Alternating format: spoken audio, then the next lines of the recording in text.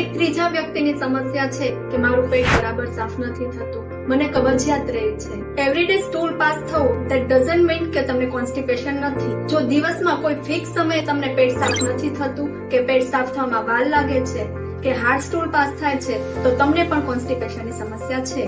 તેને શરૂઆતી સ્ટેજમાં જો ક્યોર નહીં કરો તો ડાયાબિટીસ, હાઇપરટેન્શન, હરસ, મસા, ભગંદર, ગેસ્ટ્રિક અલ્સર કે કેન્સર જેવી ભયાનક બીમારીમાં રૂપાંતર થશે.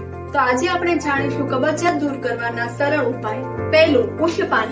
એવરી મોર્નિંગ 1 ગ્લાસ હુંફાળું પાણી મલાસનમાં બેસીને પીવું. બીજું, રાત્રે સૂવા સમયે ગાયના દૂધમાં 1 ચમચી ગાયનું ઘી અથવા તો એરંડનું તેલ એટલે કે દિવેલ મેળવીને પીવું. ત્રીજું, રાત્રે સમયસર સૂઈ જવું અને સવારે સમયસર જાગી જવું. વધારે પડતી ચિંતા કે વિચાર ના કરવા. ફાઈબર રીચ ડાયટ લેવું. સમયસર ભૂખ લાગે તેટલી માત્રામાં આપણે જમી લેવું. નાના બાળકમાં ગરમાના ગોળને રાત્રે પલાળી સવારે પીવડાવવું. અને જો તમને ક્રોનિક કોન્સ્ટિપેશન છે તો આયુર્વેદિક મેડિસિન અને પંચકર્મ ટ્રીટમેન્ટ માટે આજે જ સંપર્ક કરો. કોન્ટેક્ટ ડિટેલ બાયોમાં મળી જશે.